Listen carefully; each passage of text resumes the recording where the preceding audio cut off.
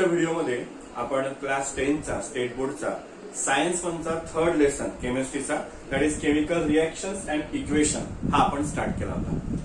त्या लेसन मध्ये आपण बघितलं होतं की केमिकल चेंज काय असतो, फिजिकल चेंज काय असतो, फिजिकल चेंज आणि केमिकल चेंज यातला फरक लक्षात घेऊन केमिकल रिएक्शन काय होत असते, केमिकल रिएक्शन होताना एक्झॅक्टली काय होत असतं, या काही गोष्टी आपण बघितल्या।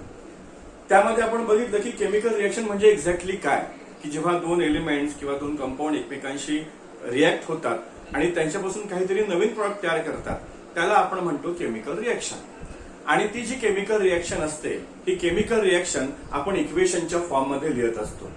आणि ही केमिकल रिएक्शन इक्वेशनच्या फॉर्म मध्ये लिहित असताना आपण जे काही यूज केलेले आहेत, जे एलिमेंट्स वापरलेले आहेत किंवा आपण जे कंपाऊंड यूज केलेले आहेत त्यांचे आपण सिम्बॉल फॉर्म्युलेज जे आहेत ते यूज करत असतो। आता आपल्याला शिकायचं याच्यामध्ये याचा पुढचा पार्ट तो म्हणजे balancing chemical equation. But before to learn this balancing chemical equation पहिला पार्ट हा येतो rules of writing chemical equation. कुठलीही गोष्ट शिकत असताना त्याचे जे काही नियम आहेत, त्याचे जे काही रूल्स आहेत ते आधी जाणून घेणं खूप जास्त महत्वाचं आहे। तर आपण आता बघतो आहे की केमिकल इक्वेशन्स लिहिण्याचे रूल्स काय काय आहेत। सगळ्यात पहिला नियम म्हणजे हा की तुम्ही जे कुठलंही केमिकल इक्वेशन लिहत आहात त्या केमिकल इक्वेशन मध्ये जे कंपाऊंड्स किंवा जे एलिमेंट्स एकमेकांशी रिएक्ट होणार आहे, केमिकल रिएक्शन ज्यांची होणार आहे त्या रिएक्टंट्सला आपण लिहत असतो कुठे, तर लेफ्ट साइड।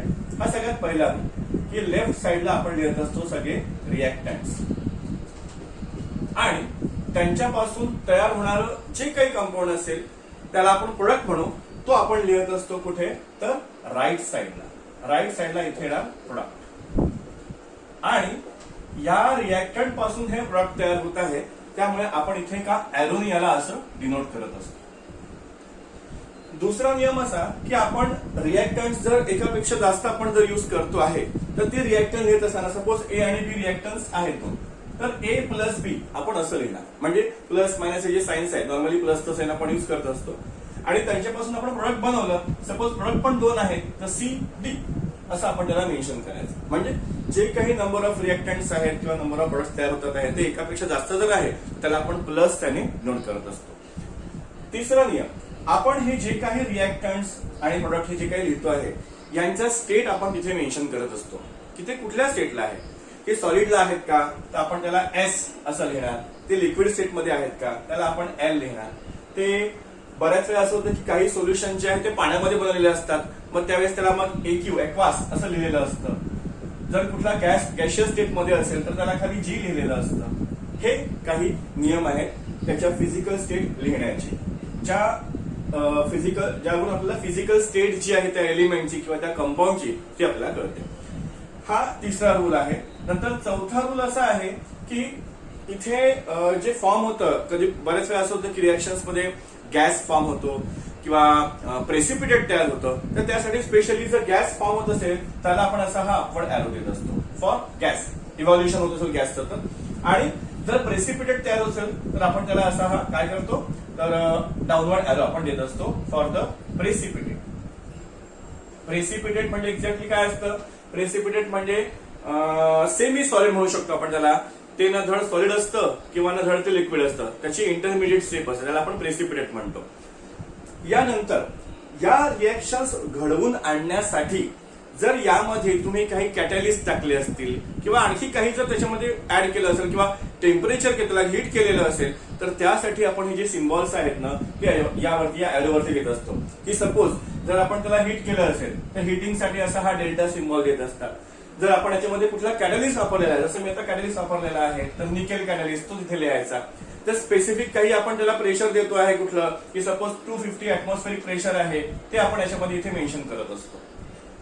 आणि कॅटॅलिस्ट झालं किंवा ह्या सगळ्या गोष्टी ज्या आहेत ती रिएक्शन जी आहे त्याप्रमाणे आपण ते मेन्शन, त्या प्रत्येक रिएक्शन मध्येच ते असतं असं नाही, ज्या रिएक्शन मध्ये असेल त्या रिएक्शन मध्ये ते आपण अप्लाय करत असतो। आणि याशिवाय एक अत्यंत महत्वाचा नियम म्हणजे असा की आपण जेव्हा कुठलंही ऍसिड वापरतो आहे बऱ्याच वेळा ते ऍसिड कॉन्सन्ट्रेटेड असतं किंवा बऱ्याच वेळा ते डायल्यूट असतं, ते आपण त्यामध्ये मेन्शन करत असतो। की जसं आता HCl वापरलेला आहे तर हा डायल्यूट आहे, तर डायल्यूट असं आपण यामध्ये याच्या खाली लिहितो। जर H2SO4 यूज केलेला आहे तर तो कॉन्सन्ट्रेटेड आहे, आपण CONC कॉन्सन्ट्रेटेड असं त्याखाली लिहत असतो. या ज्या काही गोष्टी आहेत, हे जे काही नियम आहेत, हे सगळे नियम यूज करून आपण रिॲक्शन जी आहे ती बॅलन्स करत असतो. आता बॅलन्स ती कशी करायची असते, या सगळ्या नियमांना अनुसरून ते आपण बघणार आहोत. तर बॅलन्सिंगसाठी सगळ्यात आपण त्या दिवशी मी जे एक्झाम्पल तुम्हाला शिकवलेलं होतं की मॅग्नेशियमचं सर्वसाधारण एकदम उदाहरण आहे ते, की जेव्हा मॅग्नेशियम हा ऑक्सिजन सोबत कंबाईन होतो, किंवा आपण म्हणू शकतो आपण त्याला की मॅग्नेशियमची रिबन आपण बर्न केली आणि त्यापासून तयार झाला का, तर मॅग्नेशियम ऑक्साईड. आता आपण बघतोय की केमिकल रिएक्शन बॅलन्स कशी करायची. तर यासाठी दोन स्पेसिफिक एक्झाम्पल घेतलेले आहेत. जसं पहिलं एक्झाम्पल आहे की जे मी त्यादिवशी एक्सप्लेन केलं होतं की मॅग्नेशियम रिबनला जर आपण बर्न करतो आहे, तर मॅग्नेशियम रिबन बर्न केल्यावरती मॅग्नेशियम ऑक्साईड तयार होतं. मग आता ही जी रिएक्शन आहे ही आपण कशी लिहिली, magnesium plus O2 gives MgO. यात सगळ्यात पहिले हे चेक करायचं की लेफ्ट साइड आणि राईट साइड, कारण तुम्हाला सगळ्यांना law of conservation of mass माहिती आहे, लॉ ऑफ कॉन्स्टंट प्रपोर्शन माहिती आहे, की जेव्हा कुठलीही रिएक्शन होते रिएक्टंटचं जे काही मास असतं तेवढंच मास प्रोडक्टचं असतं. मग त्या हिशोबाने इथे LHS RHS दोन्ही इक्वल पाहिजे, पण ते इथे इक्वल नाही आणि त्यामुळे या रिएक्शन आपल्याला बॅलन्स करणं गरजेचं आहे. मग ते कसं करायचं, तर यामध्ये लेफ्ट हँड साइड आणि राईट हँड साइडला जे एलिमेंट्स आहेत त्यांचा नंबर लिहून घ्यायचा की किती किती एलिमेंट्स प्रेझेंट आहे. जसं इथे मॅग्नेशियम आणि ऑक्सिजन आहे. मॅग्नेशियम राईट हँड साइडला 1 आहे आणि लेफ्ट हँड साइडला 1 आहे.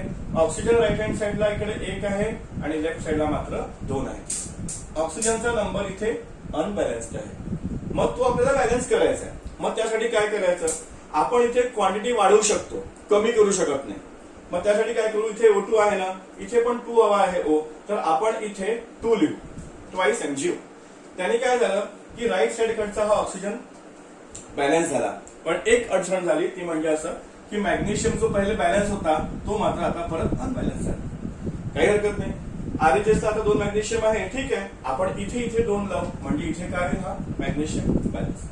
म्हणजे अशा पद्धतीने आता मॅग्नेशियम आणि ऑक्सिजन लेफ्ट साइडला आणि राईट साइडला काय झाले आहेत, बॅलन्स झाले आहेत. आणि ही तुमची होते balance chemical reaction, balance chemical equation. Okay, अजून एक एक्झाम्पल, जसं NaOH plus H2SO4 gives Na2SO4 plus H2. यामध्ये पण जर तुम्ही लेफ्ट आणि राईट हे जर बनवलं, तर लेफ्ट आणि राईटला एलिमेंट्स जे आहेत, Na आहे, ऑक्सिजन आहे, हायड्रोजन आहे, सल्फर आहे. राईट साइडचा जर विचार केला तर राईटला 2 सोडियम आहेत, ऑक्सिजन तिथे हे 4 आणि हा 1 म्हणजे 5 आहे. नंतर हायड्रोजन जे आहे तिथे हे 2 आणि सल्फर जो आहे, सल्फर इथे 1 आहे. आणि तेच तुम्ही लेफ्टला जर बघितलं तर सोडियम 1 आहे, ऑक्सिजन हे 4 आणि 1 म्हणजे 5 आहे, हायड्रोजन 3 आहे आणि सल्फर 1 आहे. यामध्ये ऑक्सिजन आणि सल्फर हे बॅलन्स आहे, पण सोडियम आणि हायड्रोजन हे मात्र अनबॅलन्स्ड आहे. मग आता काय करायचं, हे 2 आहेत आणि हा इथे 1 आहे, काय तर सोडियम. मग आपण काय करू, इथे 2 लावून घेऊ, म्हणजे Na2 आहे तर बरोबर 2 Na झाले, म्हणजे सोडियम जो आहे तो बॅलन्स झाला. पण Na2 झाल्यामुळे या साईडला आता ऑक्सिजन बघा किती झालंय, हे 4 आणि हे 2 म्हणजे ऑक्सिजन किती झाले, 6. हायड्रोजन इथे हे 2 आणि हे 2 म्हणजे हायड्रोजन किती झाले, 4. सल्फर जो आहे तो माझं इथे 1च आहे. आता इथे हे 6 आणि 4 राईट साइडला ऑक्सिजन आणि हायड्रोजन ते आता अनबॅलन्स झाले. ठीक आहे, तुम्ही इथे त्याला बॅलन्स करा. इथे 4 हायड्रोजन आहे, इथे 2 आहे, इथे 6 आहे, इथे 5 आहे. आपण काय करू, हा जो H2O आहे या H2O ला आपण इथे 2H2O करू. जर 2H2O केलं तर हे 4 हायड्रोजन इथे बॅलन्स झाले, हे 2 ऑक्सिजन आणि इकडे हे 4 आणि 2 मिळून किती झाले, हे 6 ऑक्सिजन. म्हणजे आता बघा, सोडियम, ऑक्सिजन, हायड्रोजन, सल्फर हे 4ही बॅलन्स झाले आणि ही झाली आपली balance chemical reaction, that is balance chemical equation. तुमचा आजचा होमवर्क हा आहे की तुम्हाला पुस्तकामध्ये ज्या ज्या केमिकल रिॲक्शन्स आहेत त्या सगळ्या तुम्हाला या वेनी बॅलन्स करून बघायच्या आहेत. पुढच्या पार्टमध्ये आपण केमिकल रिॲक्शनचे टाइप्स जे आहेत ते बघणार आहोत. Okay, thank you.